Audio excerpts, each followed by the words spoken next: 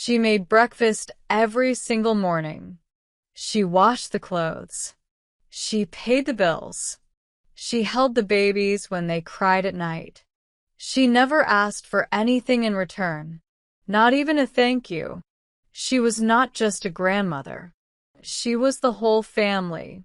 She was the roof over their heads. She was the food on their table. She was the love they did not deserve. And then one day, they just stopped coming. No calls. No visits. No birthday card. Nothing. Just silence. Her name was Dorothy. She was 74 years old. And she was completely alone. This is her story. And it will break your heart. But it will also change the way you see the world. Welcome back to American Granny Stories. My name does not matter, but Dorothy's story does. And today, I want you to sit down, get comfortable, maybe make yourself a cup of tea, because this story is long, and every single word of it is true. This is not a made-up story. This is not a movie. This happened in a small town in Tennessee, in a house that still stands today, a house full of memories, a house full of love that was never returned. Before I begin, I want to ask you something. Think about the oldest woman in your family, your grandmother, your great aunt, the woman who always smelled like cookies and lavender, the woman who never raised her voice. The woman who always had room for one more at her table. Do you call her? Do you visit her? Do you even know if she is okay? Because Dorothy's family thought they were fine. They thought Granny was fine. They thought she was strong enough to handle everything. They were wrong. Now let me take you back. Back to 1972. Back to when Dorothy was a young bride. Full of hope, full of dreams, full of love.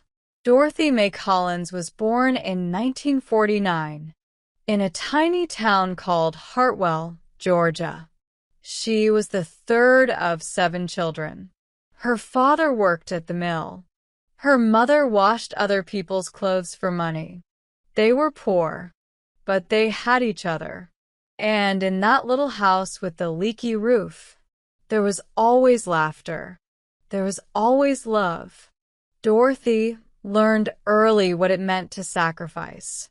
She watched her mother skip meals so her kids could eat. She watched her father work double shifts without complaining. She told herself one day she would have a different life. A life with a little more ease, a little less worry. She met Robert Collins when she was 19 years old. He was 23. He had a job at the car factory.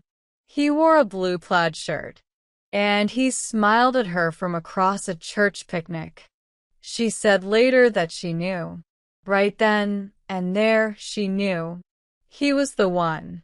They married in June of 1969, in the same little church where her parents were married. Dorothy wore her mother's dress, taken in at the sides and let out at the hem. She carried wildflowers because roses were too expensive, but she said it was the most beautiful day of her life. Robert and Dorothy moved into a small house in Tennessee. He worked. She kept the house. And in 1971, they had their first baby, a boy. They named him James Robert Collins. Jimmy, they called him.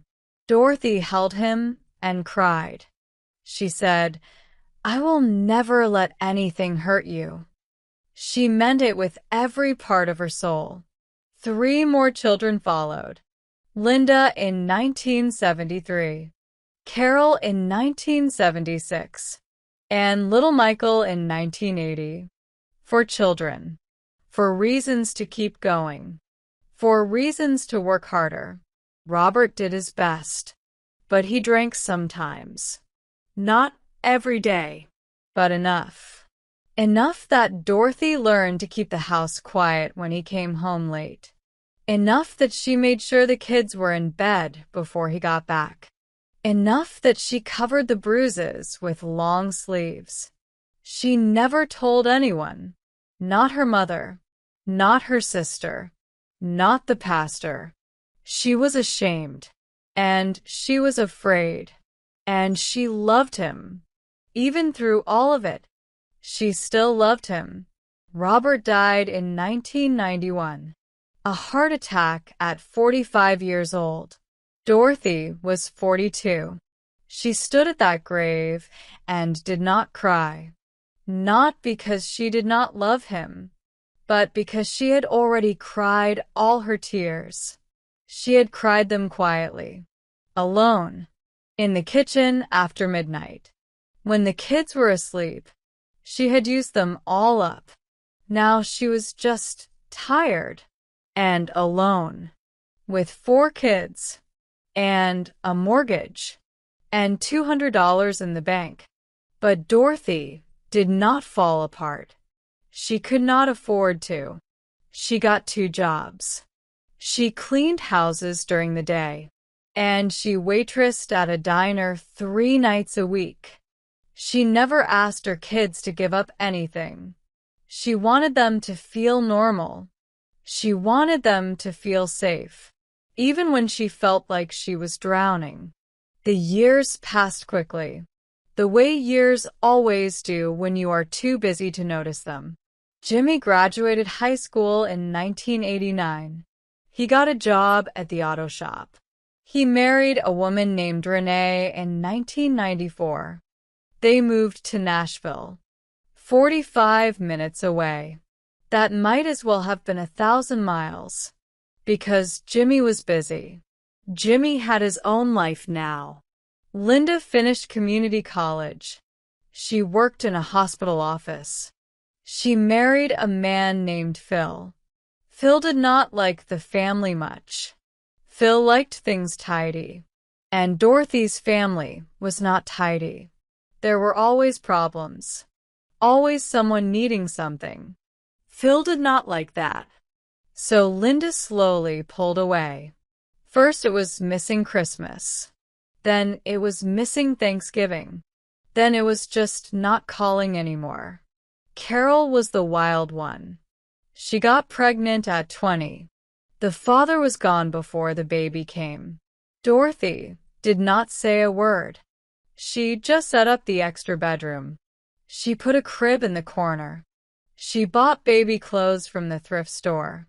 And she held Carol's hand in the delivery room. The baby was a girl. They named her Lily. And Dorothy fell in love all over again.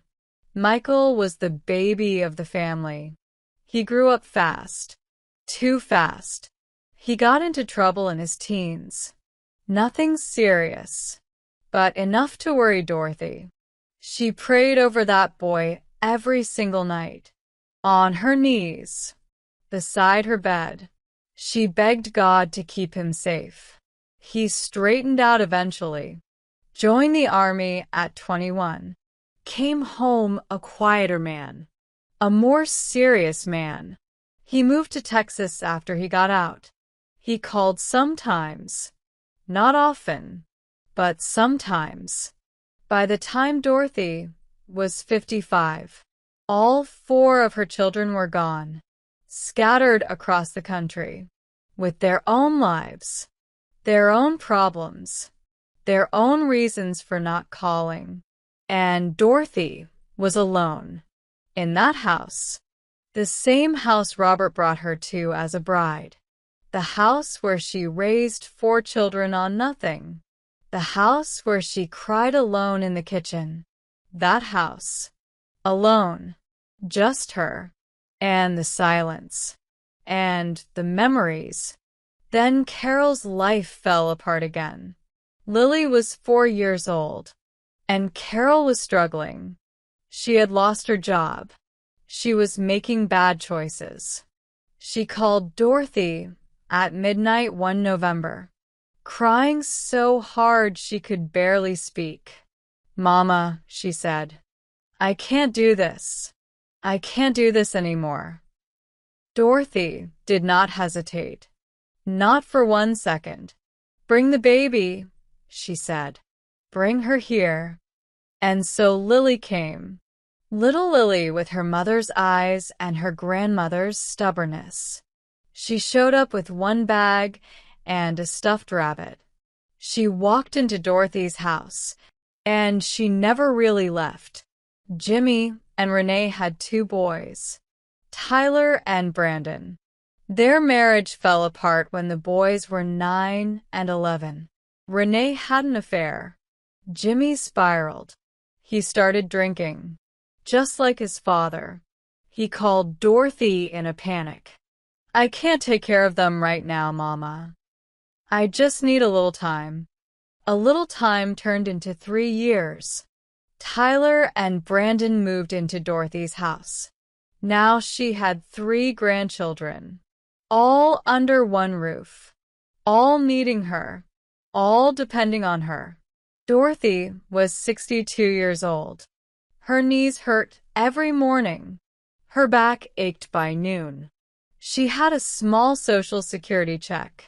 It was not enough, but she made it work. She always made it work. She woke up at 5:30 every morning. She made breakfast before the kids woke up.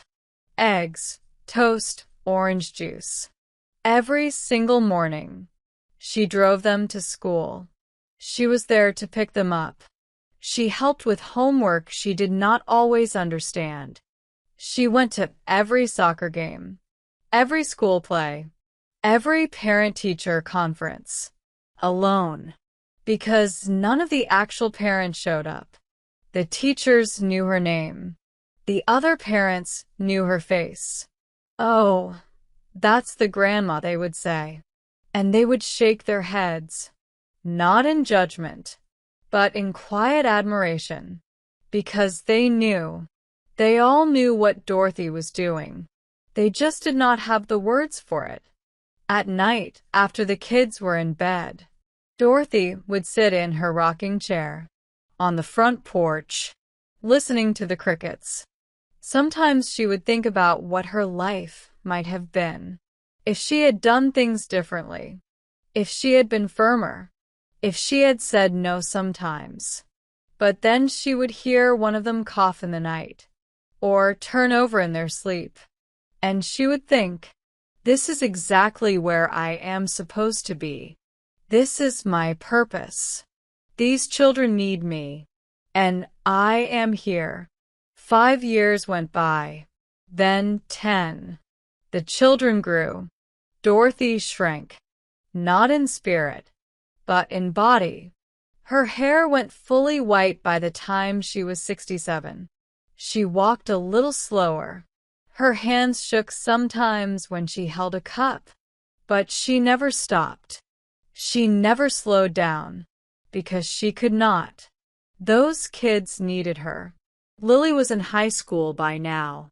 She was brilliant. Honor roll every semester. She wanted to go to college. Dorothy cried when Lily told her. Happy tears. You're going, Dorothy told her. I don't know how, but you're going. Dorothy sold her car. She took the bus to get around. She sold her good jewelry. The pearl earrings Robert gave her on their 10th anniversary. She sold them at a pawn shop. She got $45 for them. She put the money in an envelope for Lily's books. She never told Lily. She never wanted thanks. She just wanted that girl to have a chance. Tyler got his driver's license. Brandon graduated. Jimmy came back into the picture around this time. He had cleaned up. He had a new girlfriend. He took the boys for a weekend visit. And then every other weekend. And then, slowly, he took them back. And just like that, they were gone. Tyler called to say goodbye. He hugged Dorothy for a long time. I love you, Grandma. I love you too, baby, she said. And she watched his truck pull out of the driveway. and she waved, and she smiled. And when the truck turned the corner, and she could not see it anymore, she went inside, sat down at the kitchen table, and put her face in her hands, and sobbed. Long, shaking sobs. The kind that come from somewhere deep, from a place you do not let people see. She cried for a long time. Then she washed her face, made herself a cup of coffee, and kept going, because that is what Dorothy did. She kept going. Now Dorothy was alone again. Just her and the house. Lily was at college. Tyler and Brandon were with Jimmy. Carol had moved to another state. Linda never really came back. Michael called on her birthday. Sometimes. Not always. Dorothy was 71 years old, and her health was starting to fail. Her doctor told her she needed help. She had high blood pressure, borderline diabetes. She needed someone to check on her, someone to make sure she was eating, someone to drive her to her appointments. She called Jimmy. It went to voicemail. She called Linda. Phil answered. He said Linda was busy. She called Carol. The number had changed. She called Michael. He picked up. He said he was sorry. He said he would try to visit. He never did. Do you know what it feels like to be truly invisible? To have raised 4 children with your bare hands, to have gone without sleep, without money, without rest, to have given every single thing you had, and then to sit in a quiet house and realize that not one of them is coming. Not for Christmas, not for your birthday, not even to check if you are still breathing. Dorothy knew that feeling. She lived with it every day. She still cooked big meals on Sundays.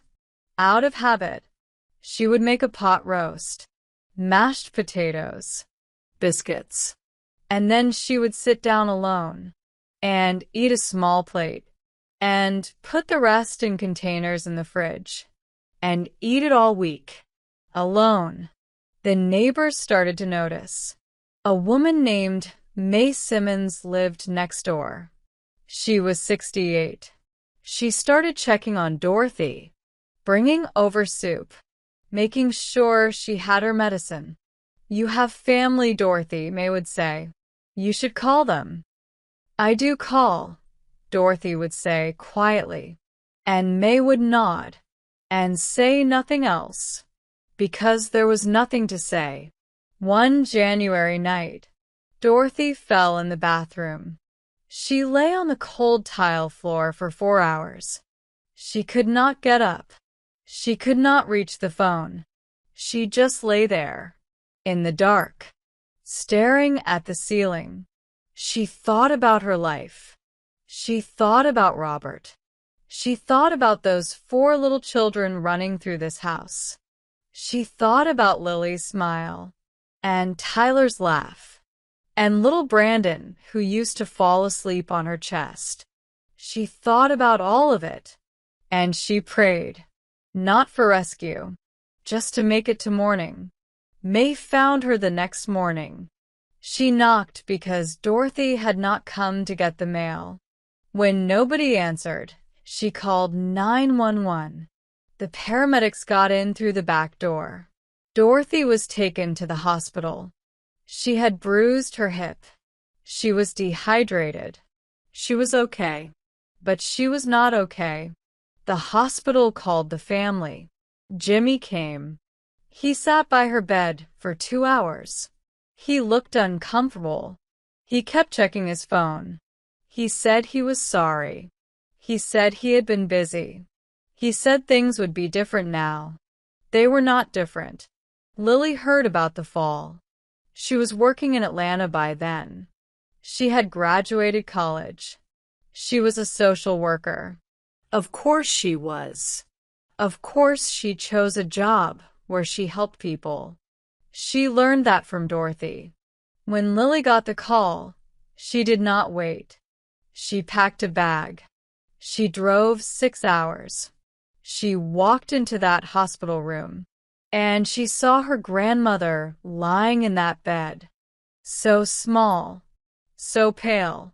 And Lily sat down beside her and took her hand, and Dorothy opened her eyes, and she saw Lily's face, and the tears came.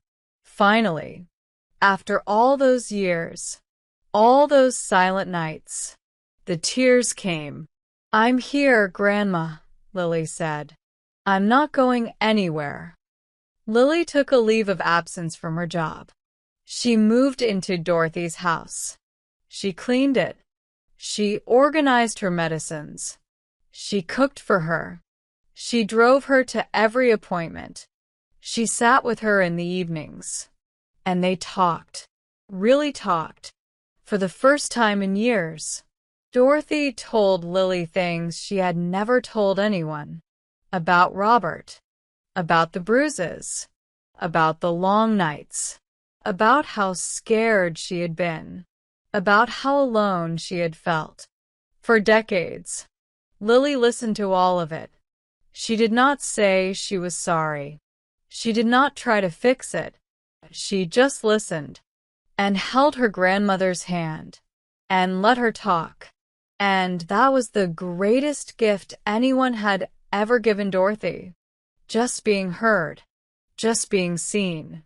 After all those invisible years, Lily confronted her mother Carol. She confronted her Uncle Jimmy.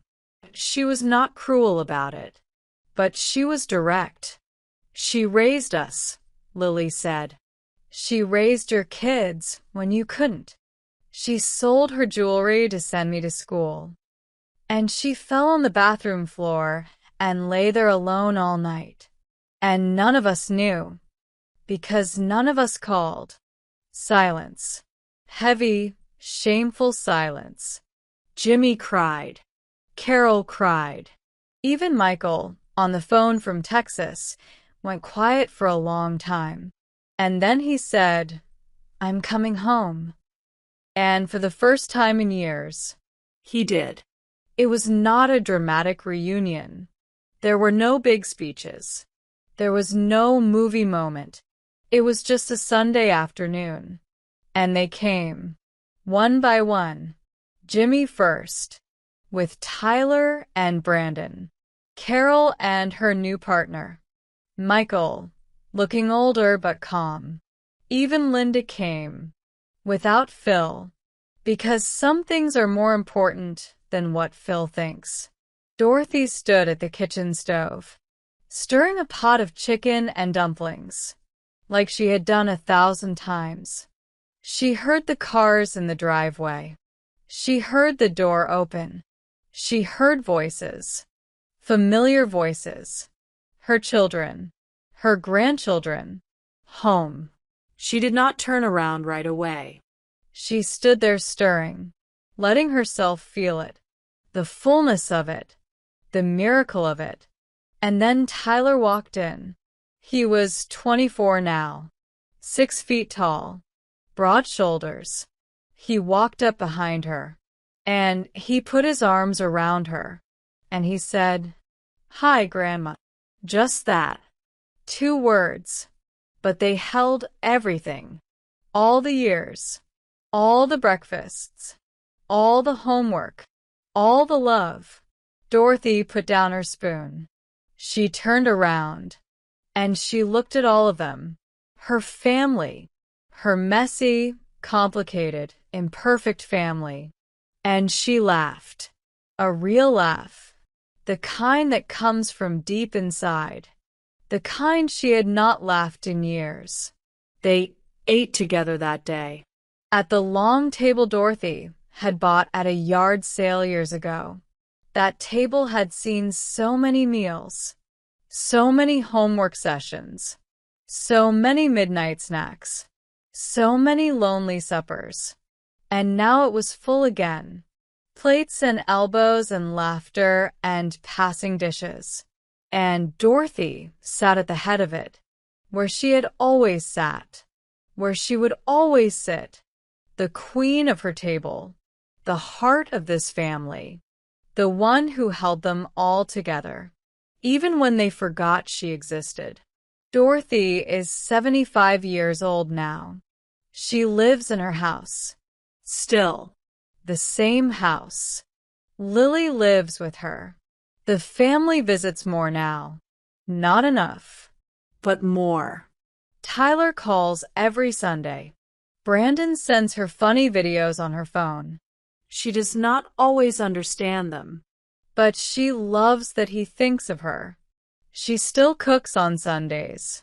She still makes too much food. But now, sometimes there are people there to eat it. And that is enough. It has to be enough.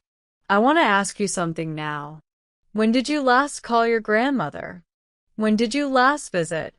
When did you last sit with her and let her talk? Really talk. Not just a quick hello. Not just a holiday visit. But a real conversation. About her life. About what she went through. About who she was before she was your grandmother. Because she was someone before all of that. She had dreams. She had fears. She had a whole life. And she is still there. Still waiting. Still hoping. The phone still works. It is not too late. Pick it up. Call her. Today. Not tomorrow. Today. Thank you for watching this story. I know it was long, but some stories deserve the time. Dorothy deserved the time. If this story touched you, if it made you think of someone you love, please do something for me. Hit that like button right now, not later. It takes 1 second, and it tells me that this story mattered to you. Then please subscribe to this channel. We share real stories like this every single week. Stories of real American women. Stories that deserve to be heard. Stories that will make you feel less alone. And leave a comment below. Tell me about your grandma, or the woman in your life who gave everything and asked for nothing. I read every single comment. Every one. And please share this video. Send it to someone who needs to hear it. Send it to your sister, your cousin, your friend who has not called her grandmother in a while. Because maybe this video will remind them. Maybe it will make them pick up the phone. And maybe that is everything. God bless you. And I will see you in the next story.